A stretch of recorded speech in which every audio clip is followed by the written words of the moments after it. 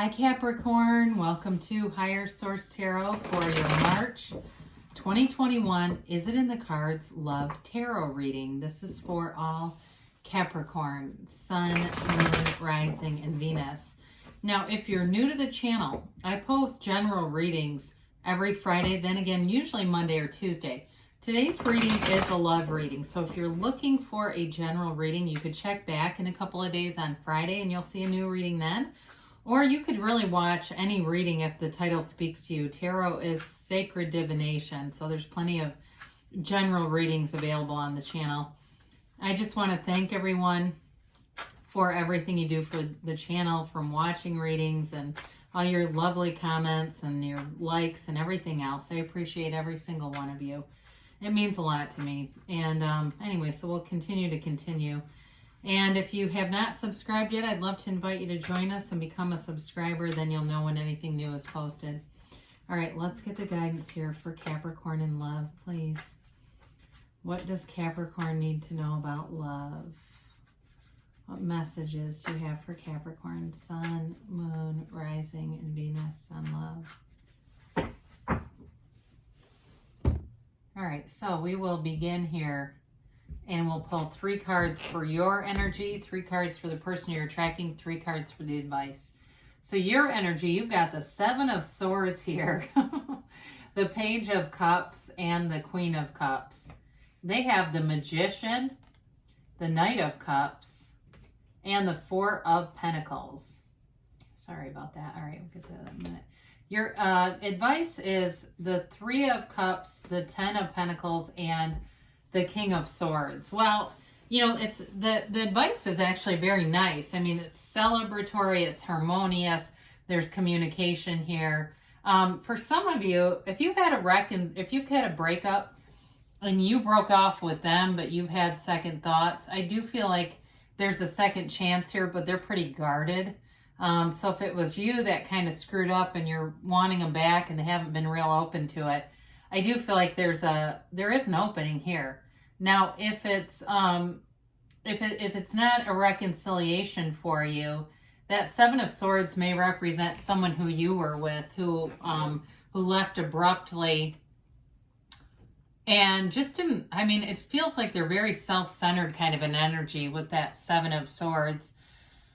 Immature kind of energy here, and so it may have been, like I said, it may have been a relationship that you were in if that doesn't represent your particular energy there. But the 7 of Swords tends to be not a very well thought out plan, and so a lot of times that's why in reconciliation somebody will do something and they'll want to come back because they didn't think it through and they acted impulsively.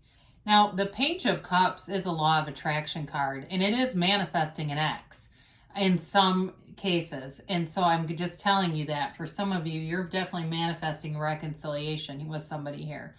But it also can just be the development of a relationship. And so I wouldn't get too scared off about it being a page. It is in your energy field anyway, but the pages are often the developing stages. So it doesn't necessarily simply mean immaturity. Now, before we get into this too much, you have water here, Pisces, Cancer, Scorpio. You've got Libra, Gemini, Aquarius. You've got Earth, Taurus, Virgo, Capricorn here. And then, of course, you have all the elements in the Magician. So the Queen of Cups comes in, and that's where you get that next level of being emotionally available, emotionally transparent. And for some of you, you've got a great sense of intuition. And it may come from quieting your mind, from letting go of past negative situations with that 7 of Swords, really releasing those out to the universe so that you can embody that vibration of love. And so with the Queen of Cups, you're attracting attention for sure. And I feel like there's a warmth to you. And that's why I have a hard time seeing you as the 7 of Swords. Unless, like I said, unless you hastily left a relationship and then felt like you wanted to make amends, but go a step further than that. So the Queen of Cups, though, again, intuitive energy that you have coming in. So for some of you, you're going to have a chance encounter with somebody. That's how it feels. I mean, it's really an attraction, but it feels like chance. It's going to feel like one of those serendipitous kinds of things But again, you're really manifesting it. And I mean, this person, talk about manifesting with the Magician here and the Knight of Cups. The Magician, is one of those energies that is such a powerful law of attraction energy field. He's got the infinity symbol over his head. And so this person is being divinely guided. And they may be somebody who does yoga or does something to quiet their mind. And so they're able to connect with that source energy pretty easily. I do get TM, transcendental meditation, and it's possible they've discovered that, or they're kind of a student, or they're dabbling in it. But the Magician brings heaven to earth. And so the Magician says, so above, so below. And anything that the Magician sees in his mind becomes a reality. So this person definitely sees a future with you. They see love. They have passion for you. But there's integrity and honesty here. So the white in the card in his gown, but also in the white lilies at his feet, those all represent honesty. And the red represents desire. And so with the Magician, it's definitely a transformative energy. But I also think, too, it's an interesting energy with the Seven of Swords being here, because the Magician won't be tricked. The Magician's different from stage magic, where they create illusions. He gets rid of illusions. So, I mean, talk about honesty and really straight up communication. So the Knight of Cups is kind of a daydreamer, but he comes in with an offer.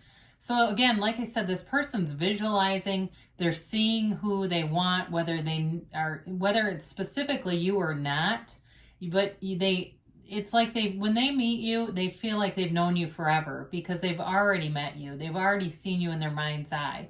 And they may even say that, like, I feel like we've been connected for an entire lifetime. And it's really a true, pure love. The Knight of Cups is a lover. I mean, it's really a lover of life. It's somebody, he likes adventure, but there's stability here. So I mentioned with this Four of Pentacles, with reconciliation people, I definitely feel like this person is protective right now. They're afraid of getting hurt, but there's love here. I feel like the love will prevail with this individual. For others of you with this Four of Pentacles, it may be that they've been guarded, in the last couple of even years, where they haven't really been dating anyone. They've been more looking at their career, building their finances, and they just don't want to take risks with people that are risky. They're looking for the real thing. They're not looking here to play a bunch of games with people and to, take chances, like I said, with people they don't think are really the one for them. So I do feel like, again, for new love interests, this is not somebody who's out there just spending time with people to pass the time by. So you've got this Three of Cups, and that's a reunion card. So you've got reconciliation here a few different times, guys. Three of Cups does not have to mean third party, all right? Three of Cups is a reconciliation card. It's a reunion card, but it's very celebratory energy. And it's kind of interesting with the Ten of Pentacles, because the Three of Cups, look at those cups. The ladies dancing, look at those cups in celebration. They're very aware of them. Whereas in the Ten of Pentacles, they're kind of unaware of the pentacles. They're more focused on each other as the characters in the cards. And so it is an indicator in terms of tuning your point of attraction, knowing what you want, being aware of it, but not necessarily being obsessed by it. Not that constant obsession, because sometimes the obsession is really more on the lack of it than on having it. But I do feel like, especially for you, Cap, I like to see the Ten of Pentacles here, because it's your energy, it's a new cycle, and it's harmony for everyone around you. And I feel like it's an indicator that everyone around you will like this person. They'll like to see you happy. They want to see you celebrating and happy and have your heart full. And the King of Swords comes in to bring in communication that's very clear. Like I said, this person that is coming in here is here for the real thing. They're here for the long haul. Great communicator, financially stable, passionate, but love too. And so the King of Swords can come in just to really lay things out and be clear, because I don't feel like there's any confusion with this. There's no second guessing or kind of wondering what the person's intentions are. I feel like they also are noble. It's somebody who is noble, who is wise, and really is, as you know, in terms of a life partner, is a wonderful partner. Very stable personality. And so there's definitely love here, though. So let's see what the angels have to say here for you, Capricorn. It seems like it's your time, doesn't it?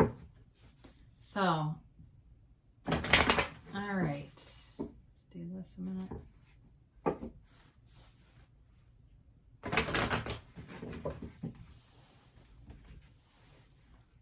All right, here we go. And a timeline, please, for Capricorn.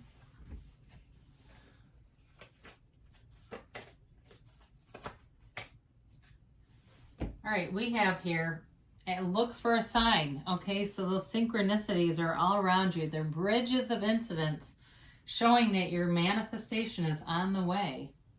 And you've got here, ask your angels. So before you watch tarot or go to bed or even throughout the day, ask and you'll be shown signs. Now you've got recovery here. And I do feel like that's related to the Seven of Swords, especially for reconciliation people. This is a very fortuitous card to have. That's a positive sign. They say take action. So they're telling you to move forward. And you've got here, don't stop. Okay, so take action and don't stop. And even if it's in a way where you're just investing in yourself, you're working on yourself, you're putting yourself out there more, that may be the action that you're taking. It may not necessarily be a direct, you know, calling someone up on the phone. I guess you'd have to look at your own situation, but they're telling you not to stop because you're on the right path here, Cap. So I love you, and I'll be back again soon.